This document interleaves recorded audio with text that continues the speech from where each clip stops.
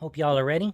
Got yourselves some snacks, a drink, maybe juice, an alk of the hall. Who knows? I don't know. You might know. I hope you know what you're drinking. If you don't know what you're drinking, you should probably fix that. I don't know where I was going with that. Anyway, it is time for stories. Okay. This is The Dusk Reborn by Rhiannon Rasmussen. The forests of Innistrad were not a welcoming place. Thick, shadowed, the twisted trees reaching branches and whispering leaves blotting out even the glimmering light of the winter full moon. Like much else on the moors, it was not meant for human life. The haunt of corpses and wraiths. Yet, Algli remembered a time when the roots had not seemed to wrench themselves free of the forest floor to trip her as she passed, when the feeling of being watched by hungry eyes had come only as she traveled deeper. Now, so much as a glance at the tree line from the paltry safety of town brought that prickle of fear down her spine. This change had come in Algli's lifetime. She and her husband had been tanners, living just outside of town due to the stink of their profession. Their tannery was small, but their work was good, and they were proud of it. Her husband handled the skins, while Algli fashioned the leather into armor, pouches, and wineskins. When the first rumblings of trouble had started, they kept working, kept their heads down. For a while, business was good. Everyone wanted protection. Werewolf attacks increased. Flesh-hungry ghouls became a common sight at the outskirts of town. But still, she thought that if they simply boarded their windows, kept strict hours, they would be safe. A foolish hope, dashed by an incursion of ghouls.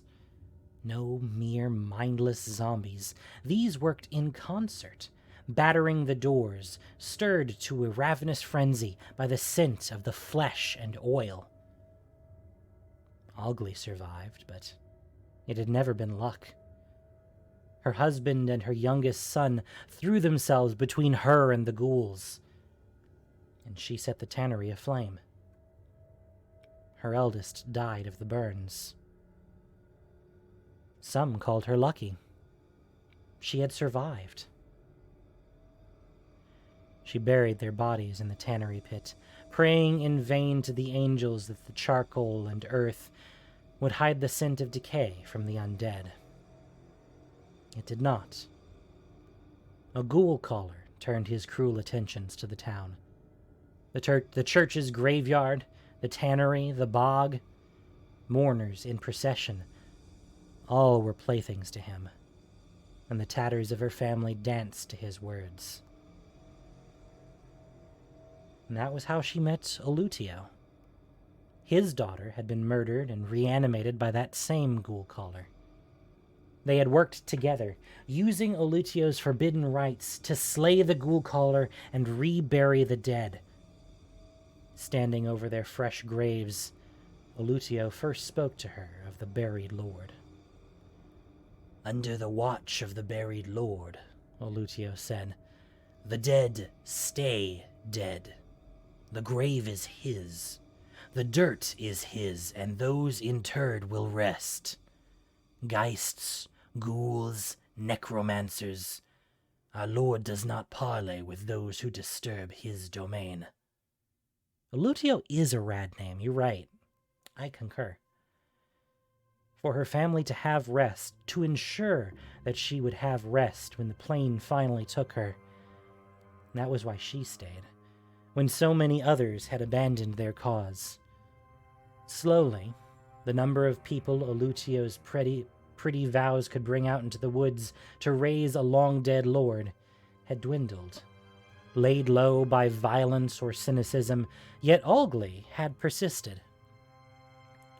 Algli pulled her hood farther down over her head to hide her eyes from anyone or anything who might see her and her companions.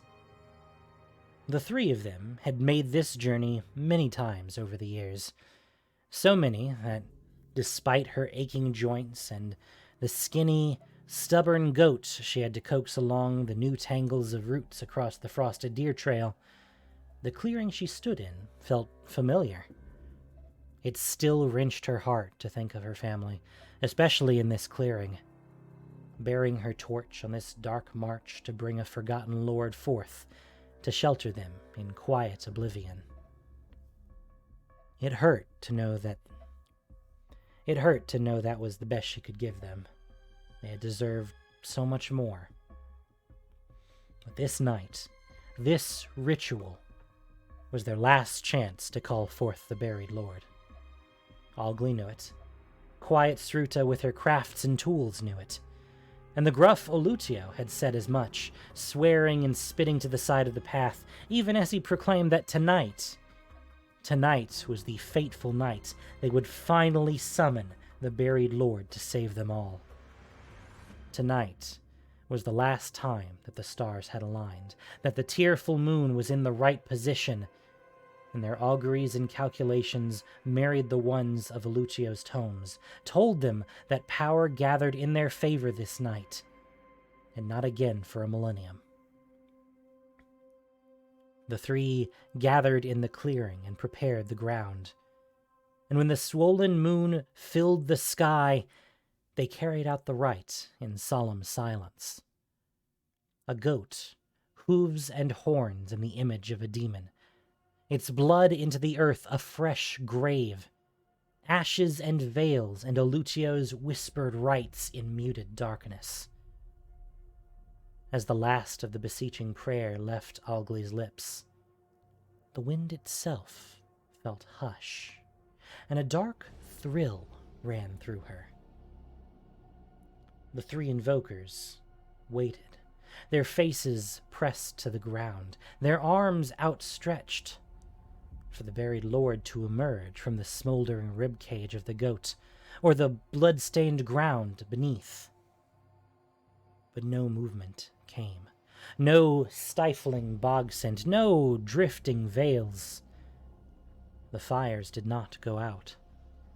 The goat's blood slowly congealed to an ordinary rust color, smudging the runes drawn into it in an unreadable mess. They waited through the wind picking up again, through the moon moving to cast the shadows wrong over their sigils drawn in lime. It was Sruta who stood first. "You were always a fool, Olutio," she said, "and you, Algli, for following. The wind itself makes the leaves mock our failure." With that, she turned on her heel, her hand on her belt, and stalked into the night. Algli sat up, and she looked to Olutio, hoping for some sign that he had seen which she had missed, something foretold in his scraps of books. His dark expression told her all she needed to know. They had failed. For the last time, their pleas, their rites, their sacrifices. Olutio's rotting books, Sruta's sharp dagger, and Algli's goat's blood had not protected them. And now, standing in the ashes of their hopes, of everything they'd researched, as Olutio scowled and turned to follow Sruta into the night, Algli realized all of their efforts had been for naught. There was no hope for Innistrad. Algli knelt in the burned ashes and blood runes of the corpse of the starveling goat she'd scraped for months to afford, to bring here and be killed to raise their somber lord. Entrails and ashes and the death of dreams in this shadowed copse.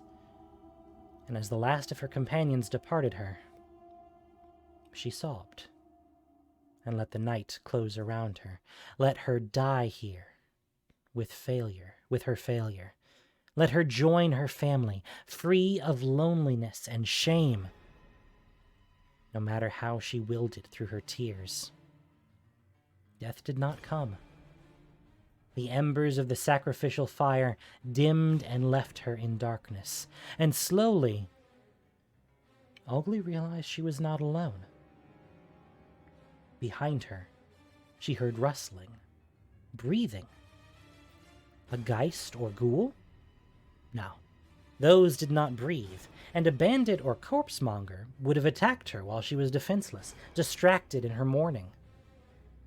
The memory of hope rose in her, stronger than in the rote motion she'd gone through recently with Lucio and Sruta. Could this be him? His final test? Algli placed her hand on the hilt of the sacrificial dagger on her belt nonetheless, and turned to face her watcher.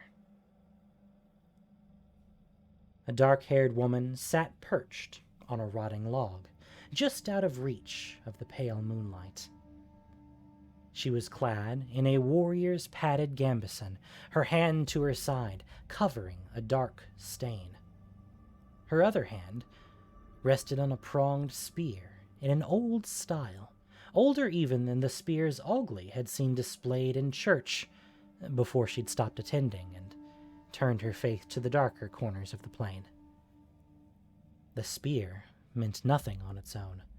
Many of Avicen's churches had been ransacked. A would-be robber, then, perhaps wounded by Lucio or Sruta? Algli shifted her weight, wary. She was old, but to be old on a plain as cruel as this meant one was either clever or deadly. Algli may not look it, but there was still fight in her. The strange woman tilted her head, her expression peaceful.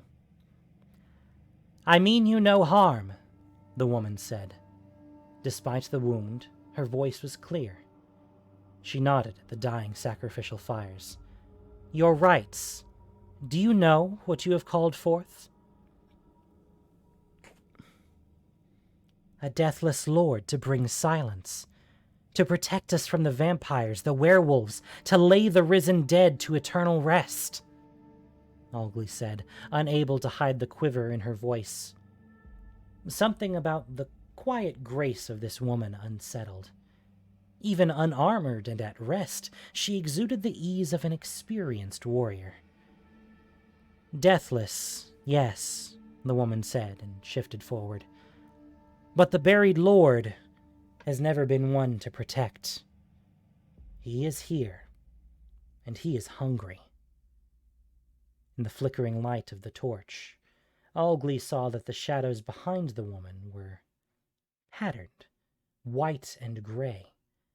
And as she watched, the shadows unfurled into the elegant frame of raptor's wings. An angel sat before her.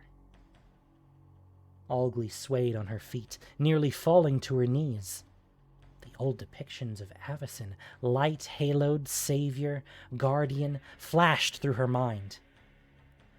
"My lady," Algli said. Excuses bubbled up, for sacrifice, for grief, for losing hope. But she voiced none of them. "Are you here to judge me?" "Not to judge, but to parley." The angel inclined her head. "I spoke with demons once. I was wind, and I was silence. You will forgive me watching your sorrow and saying nothing." "Why here?" "I know as well as you." The angel gestured to the remains of the goat. "I was compelled to answer your call." Hope rose again in Algli, sharp, painful, foolish. "Are you the buried lord?" she blurted. The angel's smile was soft, not mocking. "No. But I too once sought to parley with him, to calm the undead, to banish geists, to bring peace. All that he has said and written. Be not mistaken, the silence he brings is only to amplify his voice. The shroud he lays only to muffle and bind others. The only joy in his stifled world is the joy he feels."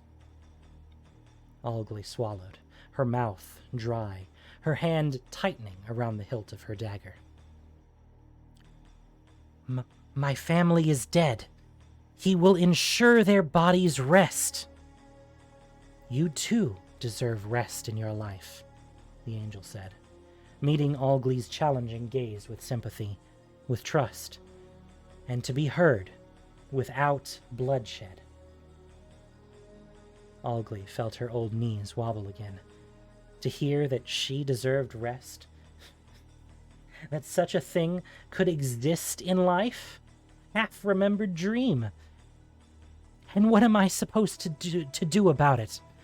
Algli asked. Haven't I done enough? We must move swiftly. Your so-called lord is summoned and prowls these woods, not as a savior but as a demon, and he is ravenous. Your friends, I fear, are already dead.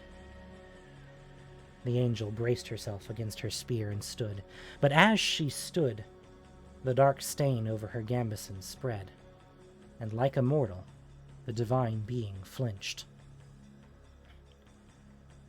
Algli thought of pepper-bearded Lucio and scornful Struta in the woods pursued, and of her husband on his deathbed, and she held out her hand to bid the strange angel to pause. You can't save anyone while you're bleeding out. I may be a fool dabbling in works better left forgotten, but one of those works I've learned is how to staunch a wound. Sit back down before you go running off to certain death. And slowly, the angel sat again, her wings folding behind her. Your wisdom befits your age, she said wryly. A second death, having just returned, would be a waste, I agree. But I have been gone a long time, it seems. This forest is alien to me. The land, perhaps more cruel. Pray, tell me, while you work, Algli, what has befallen Innistrad in my absence? Your absence? Algli asked. She pulled her cloak off from over her shoulders and set about ripping bandages from the hood. You went mad with the other angels, I take it? She hissed. No rest, even for the divine. I was killed, the angel said. There was a pause to her voice, which made Algli wonder what she was hiding. Perhaps she had returned from the twisting corruption that befell the others? I wandered, was scattered on the winds. You and your fellows were correct in one thing. The buried lord does not die. It seems that, as a consequence of my dealings with him, neither will I. As for my sisters, you say they are mad? No longer mad, but dead. Many were lost, but the flight of herons remains. Not enough to protect all of us. Algli bandaged the angel's ribs firmly while she tried to condense her misery into easy sentences. The telling of the travails was short. The fall of Gavany, the invigorated rise of the lordly vampires, the rampages of lycanthropes, geists, and witches. The ruin poured into a recounting far shorter than the agony of living through them.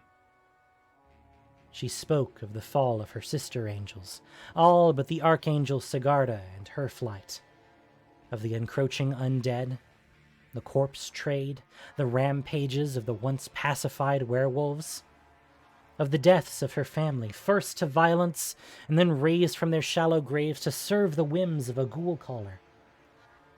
And why not call upon a buried lord? Algli asked, her voice raised in defiance. Oh, Lucio and I deciphered the writings. We asked, who else is left to save us?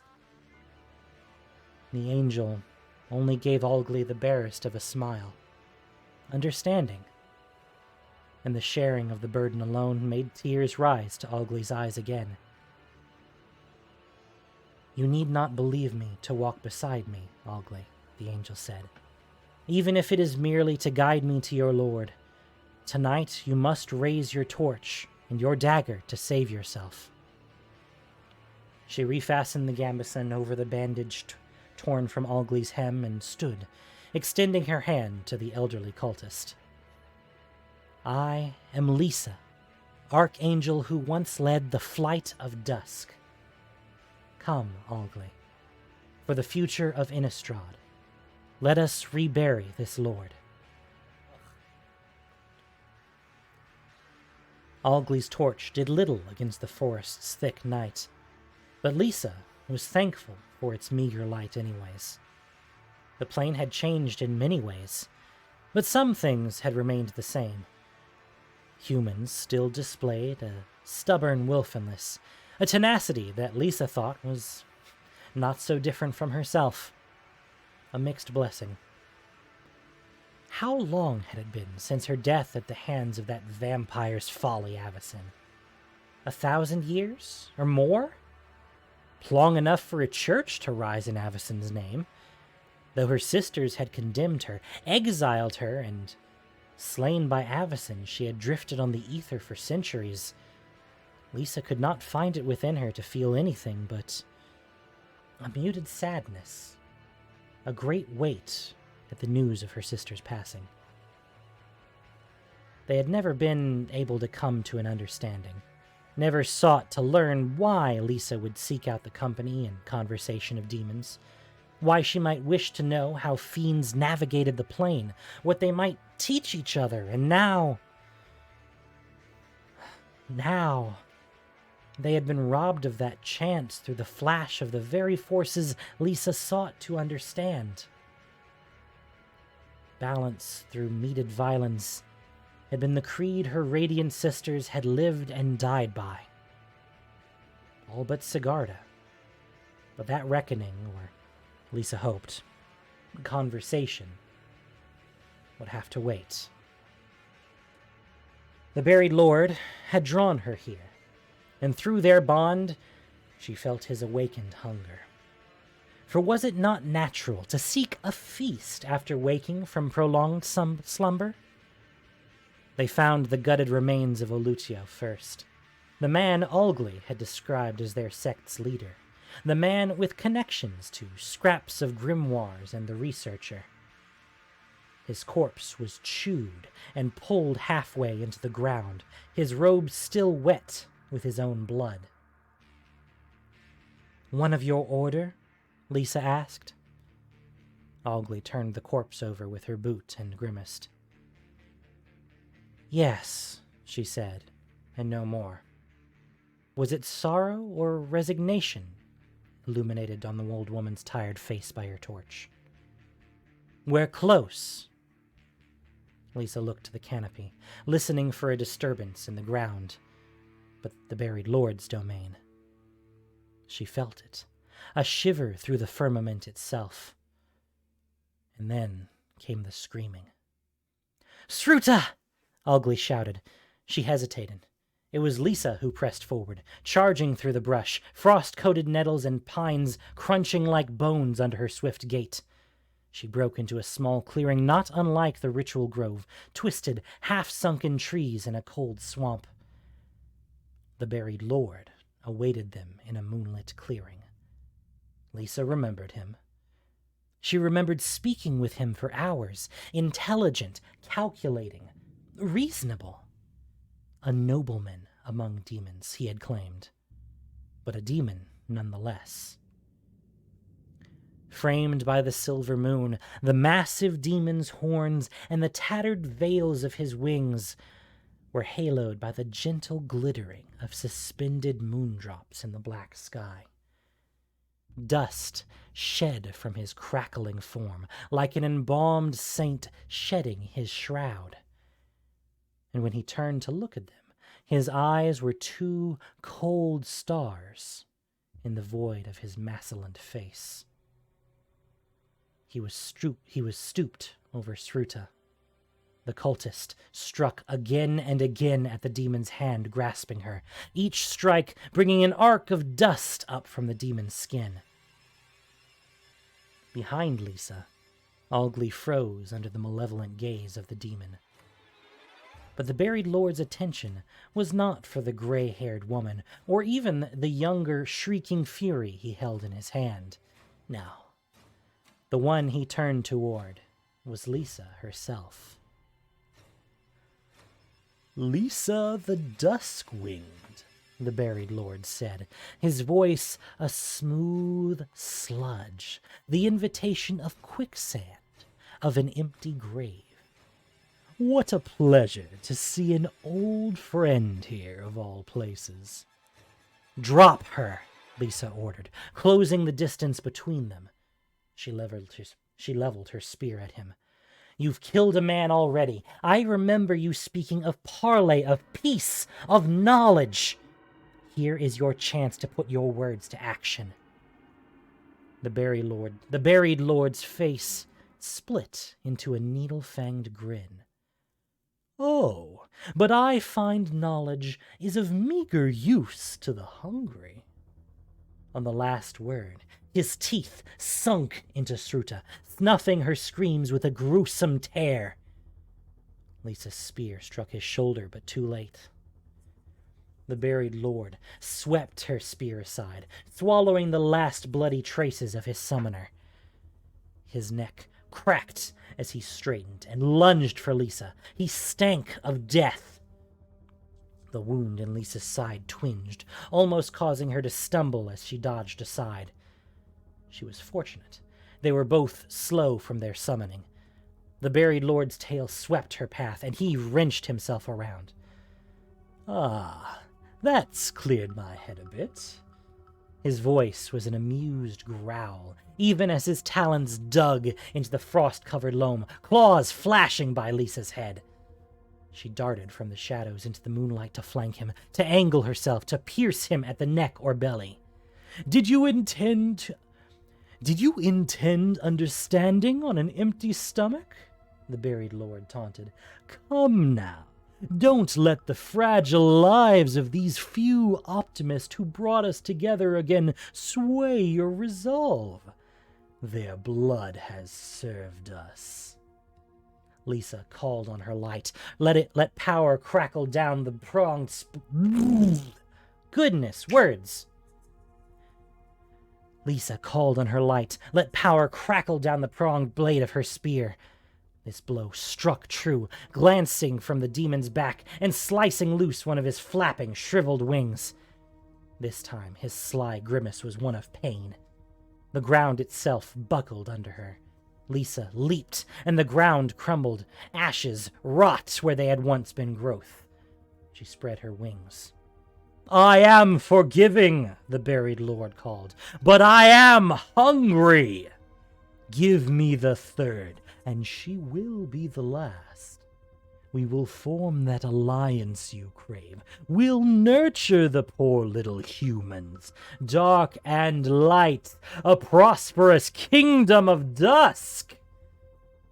Liesa shook out her arms, sore from disuse, spear tip pointed at the buried lord's upturned face. Her wings ached, her side ached.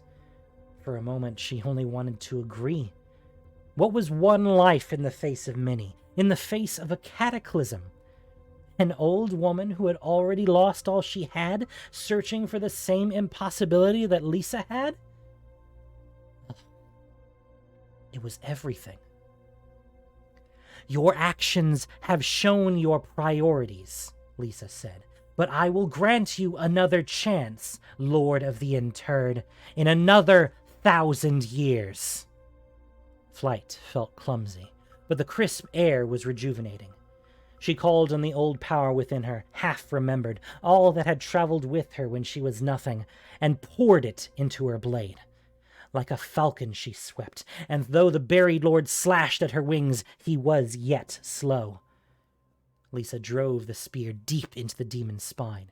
His shriek split the earth beneath him, and he disintegrated, folding in on himself. And with a shiver of the last veil of his wings, he was gone. Not dead, but gone. For now. Liesa touched down next to the shallow grave he had left. Algli stared at the angel, backed against a tree at the edge of the clearing, the torch she held, trembling. Liesa tilted her head. Something was wrong. The ground moved.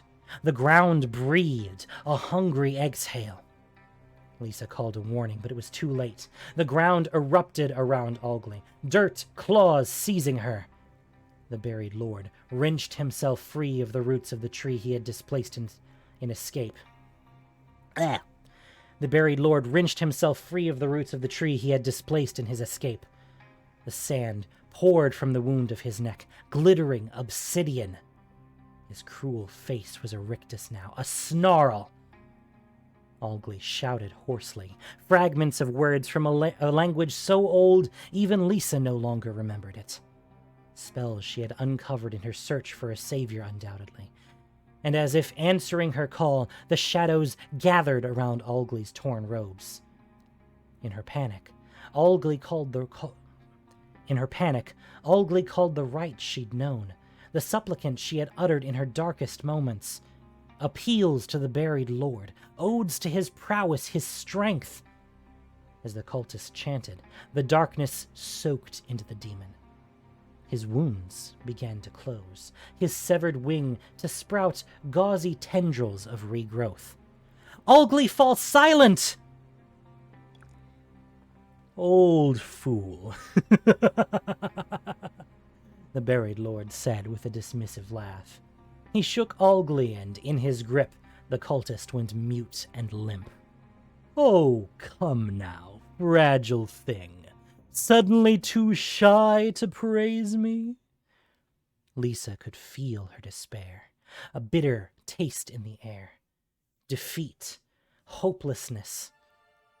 The woman clutched her torch in both hands, teeth gritted against the pain. All her pain, all her effort, all of it for naught.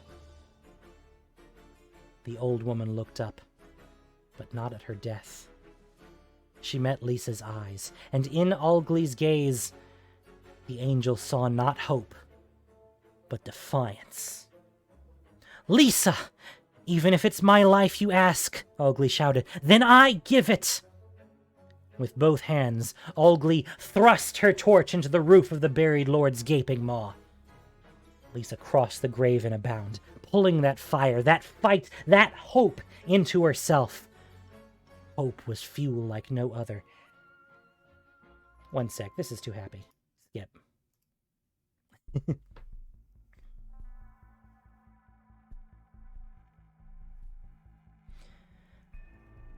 Liesa crossed the grave in a bound, pulling that fire, that fight, that hope into herself. Hope was fuel like no other, and it shone through her, a light as bright and warm as the dawn, a flame that seared winter's frost from the trees, and with it, Liesa fanned the fire and pushed it through her spear, through her blade, her arm itself, into the throat of the buried lord. The demon did not have the chance to scream. There was a snap, a gurgle, and his body folded in on itself again, vicious, crackling, shedding grave dust. Final. The buried lord collapsed with a heavy thump, pulling Algli to the ground with him. Liesa yanked her spear free with a twist, ripping through the heavy neck to tear the buried lord's head from his body entirely. His body did not crumble. Liesa felt a pinch in the base of her neck. They were still tied. She folded her bright wings behind her and stepped forward. Algli rolled free of the demon's claws. She staggered. Liesa offered the old woman a hand, and she took it, pulling herself to her feet with a wince and a limp. I appreciate your help, Liesa said. She gestured at the carcass of the vanquished demon. Quick thinking. Not as quick as I used to be, Algli muttered. He talked too much for his own good. Olutio would summon a chatterbox. Oh, Olutio.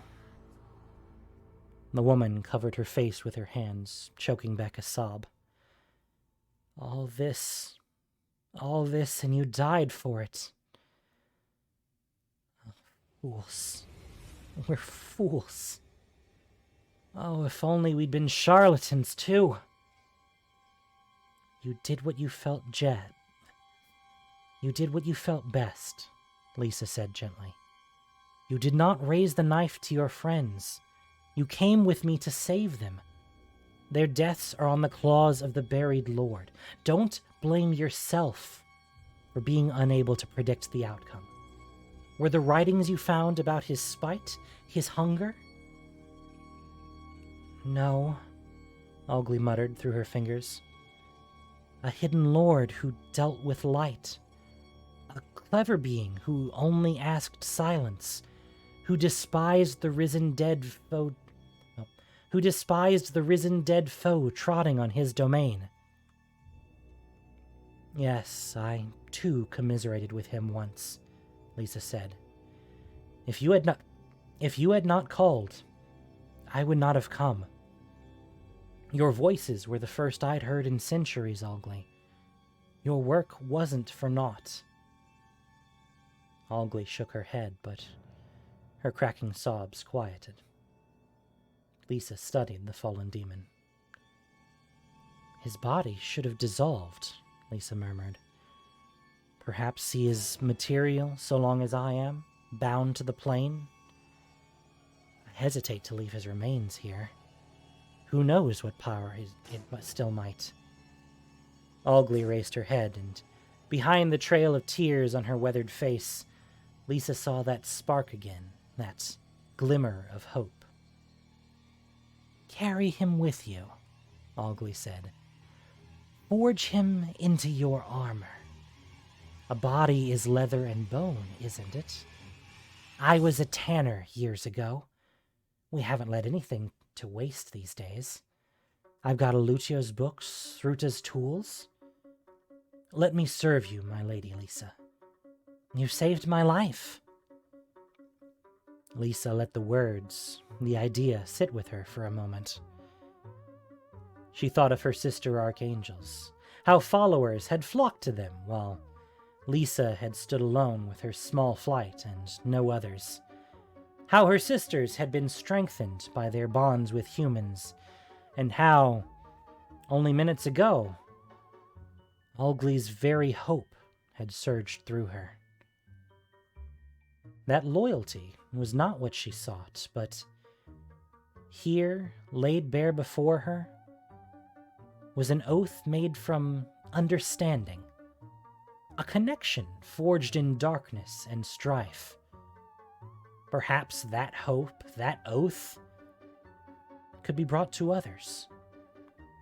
A new order for a new plane.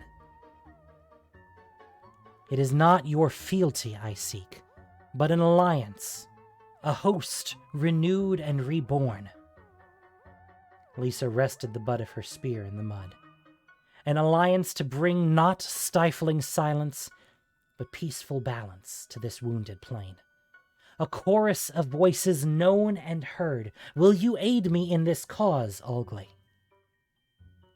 With a gasp, Algli fell to her knees again. Not in pain, not in grief, but in hope, before her glimmering angel. You have it, she said. As I breathe and hope, my lady Liesa, you have me as your ally, as long as I live. Liesa had returned at the darkest hour, a time of struggle, called by the desperate and the lost. More and worse lay before them, this small covenant. In the cold moonlight, Liesa felt that old hope rekindle in these words, in their shared knowledge, an oath of grief, an oath of hope. On a plane of endings, here, at last, came a new beginning.